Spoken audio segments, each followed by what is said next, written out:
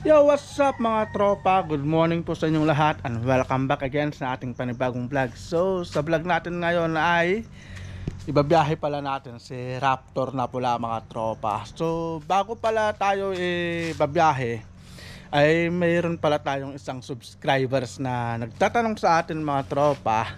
Dahil ang sabi niya kasi dito is hindi ba sir ma-vibrate at malambot lang ba pisilin ng clutch? So siya po si Hatcherobites. Ayun no. Shout out sa iyo Idol Hatcherobites. At bago po natin sagutin yung tanong ni Idol Hatcherobites, isang mabilisang shout out muna pala tayo mga tropa.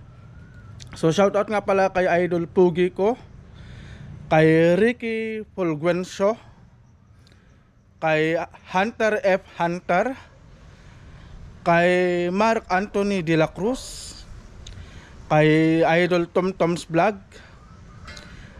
kay Eddie Hill, kay Ma'am Family G from Dubai yata to eh.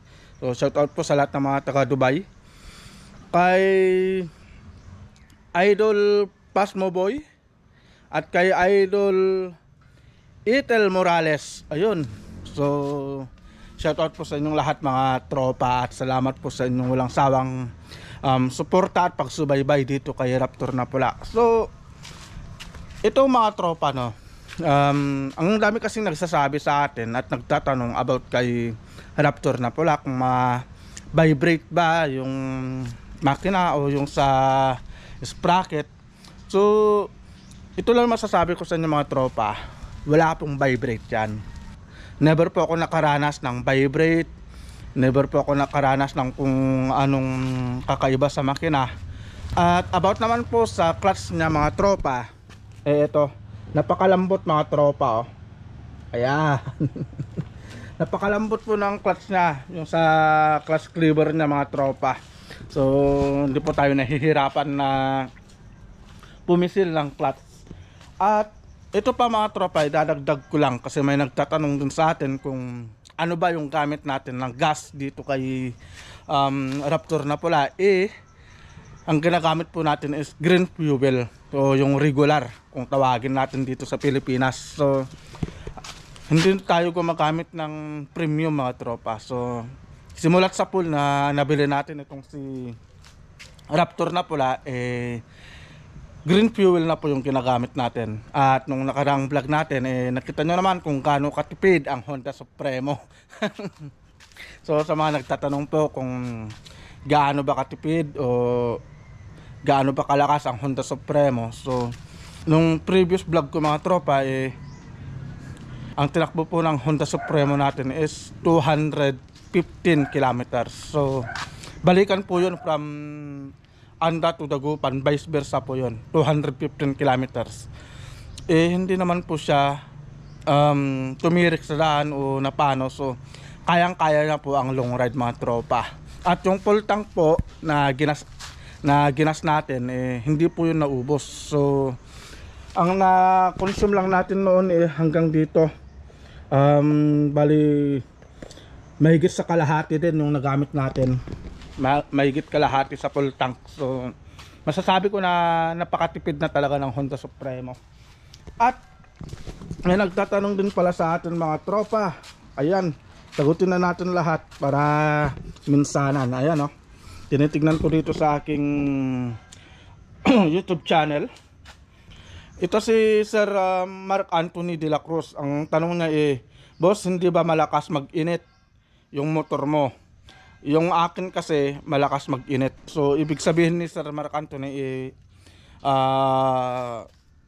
mabilis uminit mga tropa, o para siyang ang bilis tumaas ng temperature niya. So hindi po Sir Mark Anthony. So napaka-normal po ng init ng makina ni Raptor na pula. Kahit na ibiyahe ko po siya ng napakalayo, never po ako nakakaramdam ng sobrang init. Kung mapapansin nyo dito, napakalapit po ng paa ko dito sa makina. Pero never po ako nakaramdam ng sobrang init. Pero kung talagang sobrang init yung makina ng motor mo idol, palinisan mo lang yung carburetor at ipatuno mo kasi baka na-stack up na yung dito sa may choke cable dito sa carburetor. Baka siguro nag-stack up na, hindi na siya bumabalik, kaya minsan ang bilis uminit ng makina kasi siyempre tuloy-tuloy yung mataas na minor ng mga Honda Supremo. Alright mga tropa, so ibibiyahe pala natin ngayon si Raptor na pula at babiyahe po kami ng Alaminos. So kakarga na naman kami ng paninda namin. Alright, so kita-kits po tayo sa daan mga tropa at magbibihis lang kami at maghahanda at aalis na rin tayo mga tropa. Alright, kita-kits tayo sa daan mga tropa.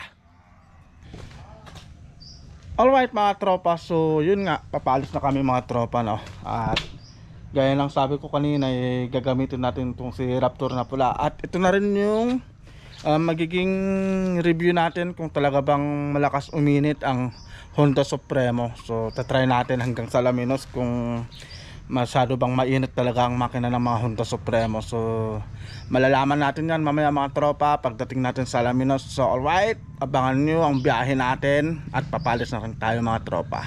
Alright mga tropa, so nakalis na pala kami ni Mrs. At on the way na pala kami ng Alaminos.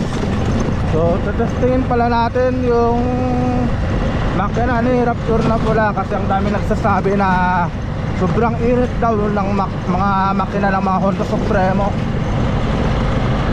Pero bago tayo magbiyahe mga tropa, kailangan muna nating mag-gas syempre. So magkakarga tayo ng 200 pesos. At sa mga nagtatanong pala kung anong fuel yung ginagamit namin, so green fuel po yung ginagamit namin, regular. So hindi po tayo gumagamit ng premium.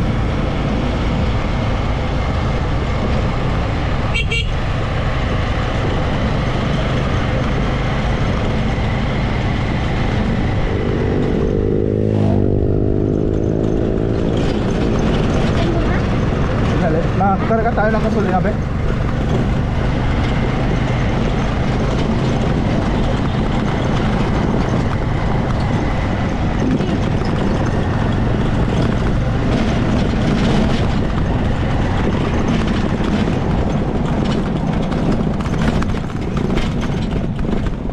Dito pala tayo maggagas mga tropa.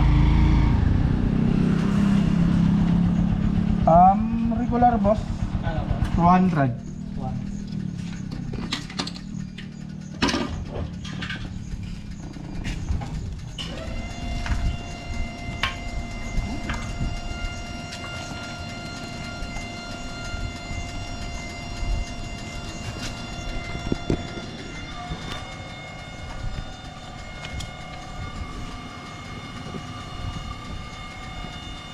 Okay lang boss?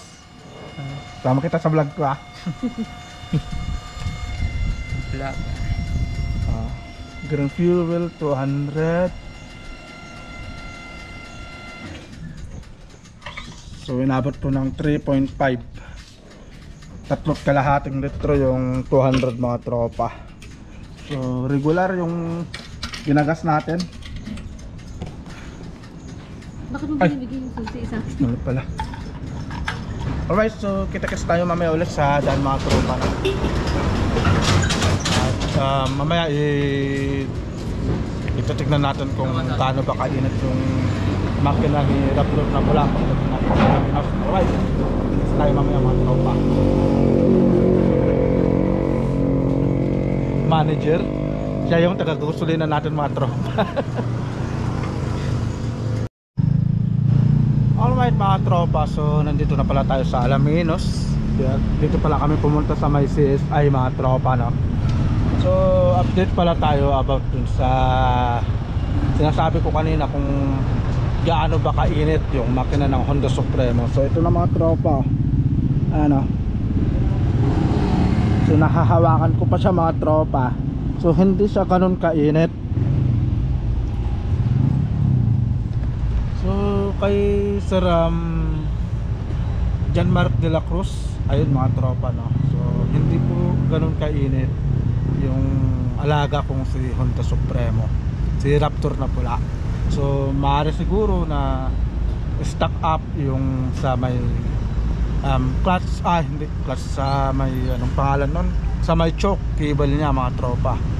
So siguro kailangan mo nang linisan yung carburetor mo, tapos ipa-tune up mo rin ng maayos. So kahit naman ikaw pwede mong gawin yun, kasi yung sa air screw niya 3 turns mga tropa, tapos ikaw lang bahala mag-adjust dun sa gas kung gaano ka taas yung sa may minor niya mga tropa, no. So yun lang yung vlog natin. So nais ko lang kasi ipakita sa inyo na yung Honda Supremo hindi po ganun kainit ang makina. So napaka neutral lang yung init sa makina pag ginagamit mo. Alright mga tropa, na so dito na matatapos tong vlog natin. So ingat po tayong lahat and God bless po. See you po sa next na vlog natin mga tropa.